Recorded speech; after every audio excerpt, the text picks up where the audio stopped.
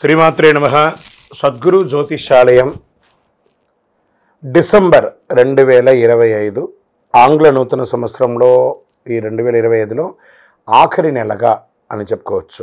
ఆంగ్ల సంవత్సరంలో ఆఖరి నెల డిసెంబర్ 1 నుండి డిసెంబర్ 31 వరకు ఈ నెలంతా కూడా ఈ ద్వాదశ రాశులకి ఎలా ఉన్నాయి, రాశి ఫలితాలు ఎలా ఉన్నాయి, ప్రతి ఒక్కరికి కూడా జాతకం అంటే ఒక నమ్మకం. నాకు ఈ నెల వ్యాపారం ఎలా ఉంటుంది, ఉద్యోగం ఎలా ఉంటుంది, నాకు ఆర్థికంగా ఎలా ఉంటాను, నా కుటుంబం ఎలా ఉంటుంది, ఇలాంటి ఎప్పటికీ ఒక కన్ఫ్యూషన్స్తోనే అందరూ ఉంటూ ఉంటారు. ఇది ప్రతి ఒక్కళ్ళు కూడా గోచార గ్రహస్థితులు అన్ని వర్గాల వారిని దృష్టిలో పెట్టుకొని గణించి చెప్పడం జరుగుతుంది. ఇప్పుడు చెప్తున్నట్టు ఈ జాతకం మీ యొక్క వ్యక్తిగత జాతకానికి ఒక 30 నుంచి 40% మాత్రమే వర్తిస్తుంది. మీ యొక్క date of birth, time of birth ద్వారా మీరు తెలుసుకుంటే సంపూర్ణమైనటువంటి జాతకం అప్పుడు సంపూర్ణ జాతకంగా ఉంటుంది.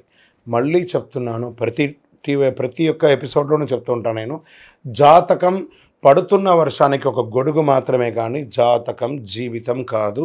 మీరు మిమ్మల్ని నమ్మండి, మీ నమ్మిన దైవాన్ని నమ్మండి, అయ్యప్ప స్వామి గారు నమ్మండి, అన్ని రకాలుగా మేలు జరుగుతుంది. మా ఛానల్ ద్వారా చూస్తున్నటువంటి ప్రేక్షక మిత్రులందరికీ కూడా శుభాకాంక్షలు. మీరందరూ కూడా క్షేమంగా ఉండాలని ప్రార్థిస్తున్నాను. మా ఛానల్ ద్వారా చూస్తున్నటువంటి కార్యక్రమాలన్నింటినీ ఒక్కసారి అలా లైక్ చేయండి, సబ్స్క్రైబ్ చేయండి, షేర్ చేయండి. ద్వాదశ రాశుల్లో 12వ రాశి అయినటువంటి మీనరాశి మిత్రులారా, ఈ 2025 డిసెంబర్ గోచార గ్రహస్థితులను దృష్టిలో పెట్టుకొని అన్ని వర్గాల వారిని దృష్టిలో పెట్టుకొని మనం ప్రిడిక్షన్ ఇవ్వబోతున్నాము. ఈ నెల ఎలా ఉందంటే, సూర్య భగవానుడు 9వ స్థానంలో, కుజుడు 7వ స్థానంలో, బుధుడు 9వ స్థానంలో, గురు రాశి అధిపతిగాను, శుక్రుడు 11వ స్థానంలోను, శని 12వ స్థానంలోను, రాహువు 11వ స్థానంలోను, కేతు 7వ స్థానంలోను ఉన్నారు. ఈ నెల ఫస్ట్ ఉద్యోగస్తులకి తీసుకుంటే కొత్త ప్రాజెక్టులు వచ్చే అవకాశాలు ఉన్నాయి, మంచి గుర్తింపు వచ్చే అవకాశాలు ఉన్నాయి, ట్రాన్స్ఫర్ పెర్ఫార్మెన్స్ బాగా ఉంటుందని కూడా చెప్పచ్చు. సహోద్యోగుల యొక్క సపోర్ట్ దొరుకుతుంది, కొత్త అవకాశాలు అన్ఎంప్లాయిడ్ వాళ్ళకి వచ్చే అవకాశాలు ఉన్నాయి. కాస్త మెంటల్ ప్రెషర్ కూడా ఎక్కువ ఉంటుంది. మంత్ ఎండ్లో ప్రత్యేక శుభ ఫలితాలు ఉంటుందని కూడా చెప్పచ్చు. ఓవరాల్గా మీనరాశి వారికి ఏళ్ళనాడు శని గట్టిగా నడుస్తుంది. నాలుక పైన వచ్చి శని భగవానుడు కూర్చున్నాడు, కానీ గురు భగవానుడు మిమ్మల్ని కాపాడుతూ వస్తున్నాడు కాబట్టి చాలా మేలు జరుగుతుందని చెప్పచ్చు. బిజినెస్లో మంచి లాభాలు ఉంటుంది, ఇన్కమ్ ఇంక్రీజ్ అయ్యే అవకాశాలు చాలా ఉన్నారు. కొత్త కస్టమర్స్ పెరుగుతారు, ఫ్యామిలీ బిజినెస్ కూడా సపోర్ట్ పెరుగుతుంది. Online business, food, medical service రంగంలో చాలా మంచి గ్రోత్ కనబడుతుంది. మంత్ ఎండ్ ఎక్సలెంట్గా ఉంటుంది చెప్పచ్చు ఈ నెలంతా కూడాను. ఇంకా పార్ట్నర్షిప్లో ఆర్గ్యుమెంట్స్ పెరిగే అవకాశాలు ఉన్న వ్యాపారస్తులు చూసుకోండి. డిసిషన్లో కన్ఫ్యూషన్ వద్దు, లీగల్ డాక్యుమెంట్స్ జాగ్రత్తగా ఉండండి వ్యాపారంలో. ఇంకా ఆర్థికంగా తీసుకుంటే సేవింగ్స్లో, ఫ్యామిలీ ఇన్కంలో మంచి అవకాశాలు ఉన్నాయి. ఆకస్మిక లాభాలు, బకాయి ఎప్పటి నుంచో ఉన్నదంతా కూడా తిరిగి వచ్చే అవకాశాలు ఉన్నాయి. ఫ్రెండ్ సర్కిల్ ద్వారా కూడా లాభం ఉంది. ఇంకా హాస్పిటల్ ఖర్చులు పెరిగే అవకాశాలు ఉన్నాయి. అన్నసరి ఖర్చులు కూడా బాగున్నాయి. వెహికల్, హౌస్ రిపేర్స్ ఇలాంటివి కూడా కొంచెం వచ్చే అవకాశాలు ఉన్నాయి. ఇంకా రియల్ ఎస్టేట్కి తీసుకుంటే ఇప్పుడిప్పుడే మీకు పెరుగుతుంది, ఆశాజనకంగా ఉంటుంది. నిదానంగా చూడండి, ల్యాండ్ డీలింగ్స్ బాగా ఉంటుందని కూడా చెప్పచ్చు. రెంట్ ఇన్కమ్ పెరిగే అవకాశాలు బాగా ఉంటుంది. పేపర్ వర్క్ చేసే వాళ్ళకి జాగ్రత్తగా ఉండండి. డాక్యుమెంట్స్ అంతా కూడా ఒకసారికి 4 సారి చదివి సంతకం పెట్టి చేసుకోండి. ఇంకా స్వయం ఉపాధి వాళ్ళకి కస్టమర్స్ బాగా పెరుగుతారండి, మంచి ఆదాయం ఉంటుంది, సోషల్ రెప్యుటేషన్ పెరుగుతుంది. మంచి డిజిటల్ ప్లాట్ఫామ్ ద్వారా మీరు అన్ని రకాల ఆదాయం పొందే అవకాశాలు బాగా ఉన్నాయి. విద్యార్థులకి మెమరీ పవర్ బాగా పెరుగుతుంది, ఎగ్జామ్స్లో మంచి ఫలితాలు ఉంటాయి. కాంపిటేటివ్ ఎగ్జామ్స్కు ప్రిపేర్ అయ్యే వాళ్ళు, విదేశ చదువు కోసం ప్రయత్నం చేసే వాళ్ళకి ఇది మంచి ఫారిన్ ఎడ్యుకేషన్ ప్లానింగ్కి ఇది ఒక మంచి సమయం కూడా చెప్పచ్చు. కొంచెం మొబైల్ యూసేజ్ తగ్గించండి, అప్పుడే కొంచెం మీ కాన్సన్ట్రేషన్ అనేది పెరుగుతుంది. విదేశాల్లో ఉద్యోగం చేసే వాళ్ళకి స్టడీ వీసా అప్రూవల్ అవుతుంది. ట్రావెల్లో ప్రణాళిక కుదురుతుంది. మీ యొక్క మిత్రుల ద్వారా కూడా మీకు విదేశాల్లో అవకాశాలు వచ్చే అవకాశాలు, కానీ ప్రయాణం కాస్త ఆలస్యమయ్యే అవకాశాలు ఉన్నాయి, జాగ్రత్త పడండి. ఇంకా మిస్అండర్స్టాండింగ్ ఎక్కువ వచ్చే అవకాశాలు ప్రేమికుల మధ్య, చాలా జాగ్రత్తగా ఉండండి. అట్రాక్షన్, బాండేజ్ అనేది పెరుగుతుంది ఒకరి మీద ఒకట. ఇంకా దాంపతుల మధ్య, కుటుంబంలో అన్నదమ్ముల మధ్య చిన్న మాట పట్టింపులన్నీ కూడా ఉన్నాయి. అవన్నీ కూర్చొని మాట్లాడి దాన్ని సార్ట్అవుట్ చేయండి, అద్భుతమైనటువంటి ఫలితాలు ఉంటాయి. చిన్న తగవలు ఉన్నా కూడా దాన్ని కూర్చొని మాట్లాడుకుంటే మంచిది. పిల్లల యొక్క మీ యొక్క సంతానం యొక్క చదువు పట్ల మంచి అవకాశం లేదా మీ యొక్క సంతానాలకి వివాహ ఏర్పాట్లు అవన్నీ కూడా మీరు ఆలోచన చేస్తుంటారు. ఇంకా ఆరోగ్యానికి వస్తే నిద్రలేమితనం ఎక్కువ ఉంటుంది, స్ట్రెస్ పెరుగుతుంది. ఇంకా నర్వస్కి సంబంధించినటువంటి ప్రాబ్లం, లెగ్ సంబంధించినటువంటి ప్రాబ్లం వస్తుంది. ఇవన్నీ కూడా చూసుకోండి. ఒక మంచి డాక్టర్ని సంప్రదించండి. ఎందుకంటే బీపీ కూడా ఫ్లక్చుయేషన్గా కనబడుతూ ఉంటుంది.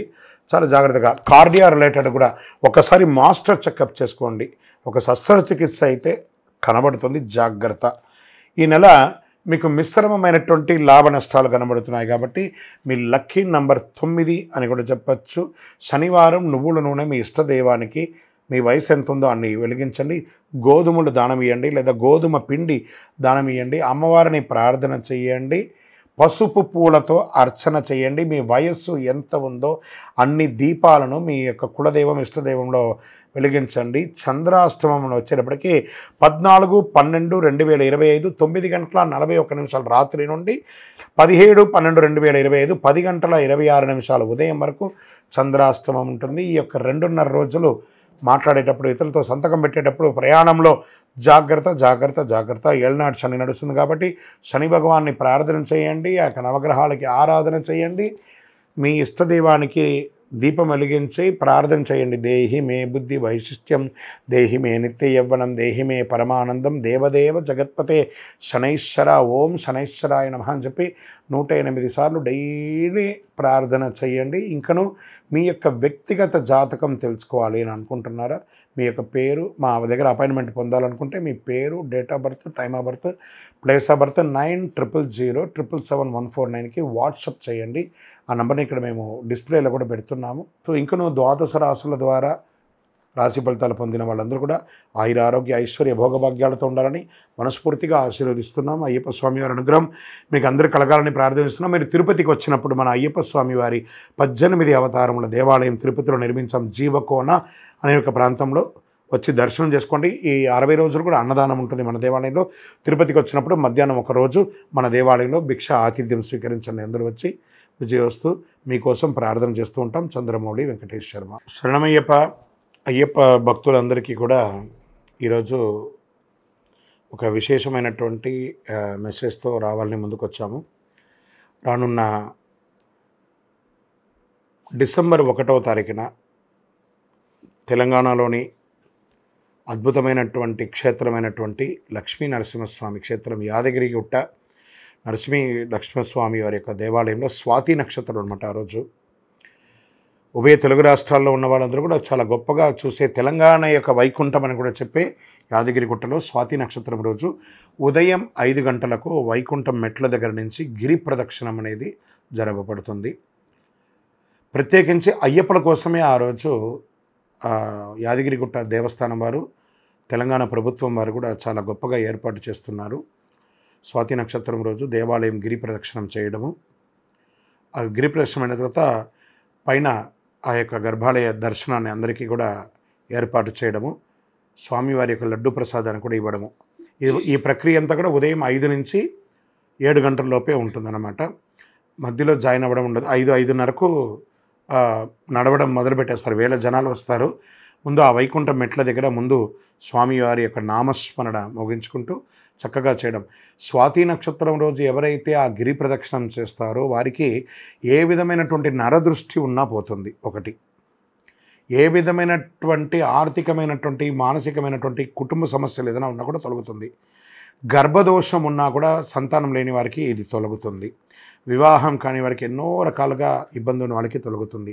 గిరి ప్రదక్షిణం ఆ యొక్క లక్ష్మీ నరసింహుడు, యోగ నరసింహుడు, ధ్యాన నరసింహుడు, ఇలా గండవేరుండ నరసింహస్వామి, ఇంతమంది పంచ నరసింహులు ఉన్నటువంటి ఒక గొప్ప క్షేత్రం అది, స్వయంభూ క్షేత్రం.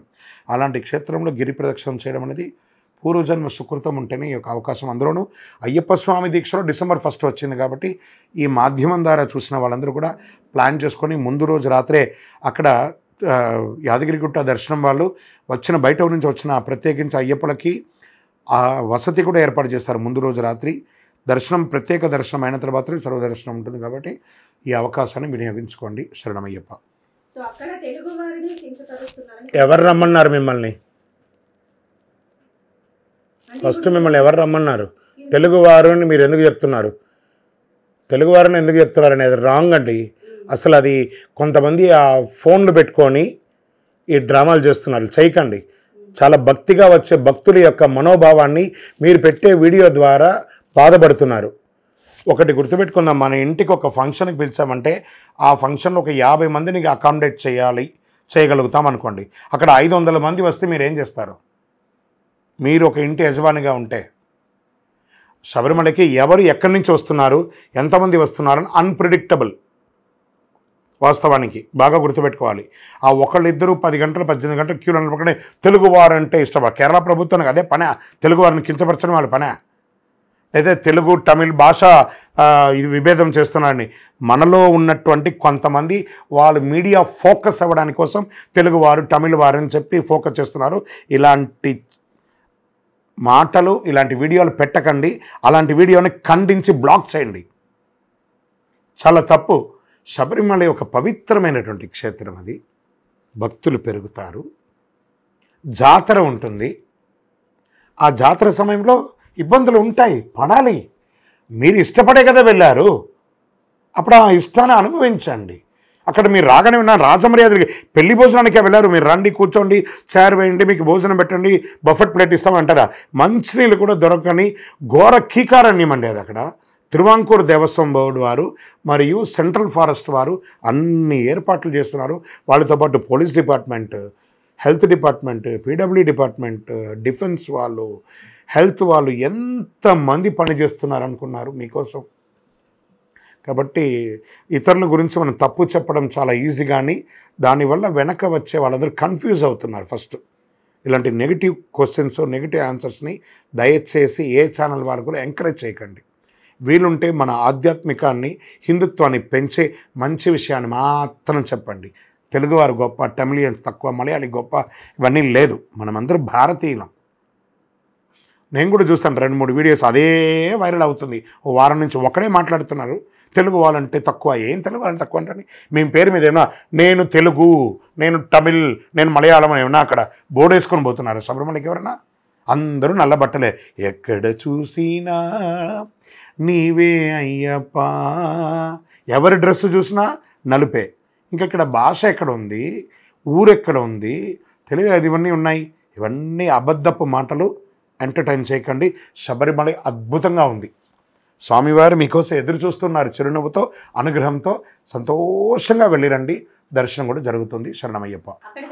లేదండి, ఆంధ్రానే కాదండి, ఎక్కడ 18వ బడి ఉన్నా, సాక్షాత్ 18వ బడి ఎక్కడ ఉంటే అక్కడ శబరిమలకి వెళ్ళిన వాడు మీ నియర్ బైలో ఉన్నటువంటి 18 మెట్లలో ఎక్కి శబరిమలలో శబరిమలలాగా ఇరుముడి ఇవ్వచ్చు. ఇప్పటికీ కొన్ని దేవాలయాల్లో లక్షల ఇరుముళ్ళు, వేల ఇరుముళ్ళు ఇస్తూనే ఉన్నారు. జరుగుతుంది. అది కొత్తగా ఏం కాదు, గత 25 ఏళ్ళుగా నడుస్తుందండి. శబరిమలకి వెళ్ళలేని వాళ్ళు నియర్ బై దేవాలయాల్లో ఇస్తున్నారు. శరణమయ్యప్ప. మనం పూర్వ వీడియోలో కూడా చెప్పుకున్నాము. 18 మెట్లు అంటే అయ్యప్ప స్వామివారి 18 అవతారాలు ఉండి ఆ యొక్క స్వామివారు మెట్లు ఎక్కలేక దేవతలు 18 మెట్లు ఎక్కి ఇలా చూపించింది. దీన్ని ఫోకస్ చేయండి. ఈ మెట్లు ఒకరిపై ఒకరు ఎక్కి పడుకొని స్వామివారి చుట్టి పాదాన్ని మోపి తన యొక్క యోగపీఠం శ్రీచక్ర యోగపీఠాన్ని ఈ మెట్ల ద్వారా ఎక్కి ఇక్కడ కూర్చున్నారు. కాబట్టి ఇది 18 మెట్లు. 41 వ్రతం ఉండి ఇరుముడి మోసుకొని వచ్చిన వాళ్ళకి మాత్రం ఈ మెట్ల మీద అర్హత. అదే ఈ 18 మెట్లు. శరణమయ్యప్ప. అన్ని దేవాలయాలకు వెళ్ళచ్చు, వెళ్ళకూడదని ఎక్కడన్నా రూల్ ఉందా? ఇవన్నీ కూడా కొంచెం అన్య మతస్థులు చేసే చిన్న చిన్న ప్రచారాలని మీరు అట్రాక్ట్ అయ్యి ఇవన్నీ కూడా మీరు మీడియా ద్వారా అడుగుతున్నారు, అందరూ చూస్తున్నారు. బ్రహ్మాండంగా వెళ్ళొచ్చు. మీరు భోజనం చేసేటప్పుడు నేను పచ్చడి పెడతాం, ఫస్ట్ కర్రీ పెడతాం, సాంబార్ పెడతాం, మజ్జిగ పెడతాం. మీరు పచ్చడి మొదటి పెట్టారు కాబట్టి నేను పచ్చడి తింటానంటారా? సాంబార్ తినరా, పప్పు తినరా, మజ్జిగ తినరా, చారు తినరా, స్వీట్ తినరా, పాపడ తినరా? ఒక తిండికే భేదం లేదు, దేవుడికి భేదం ఏంటండి? శరణమయ్యప్ప.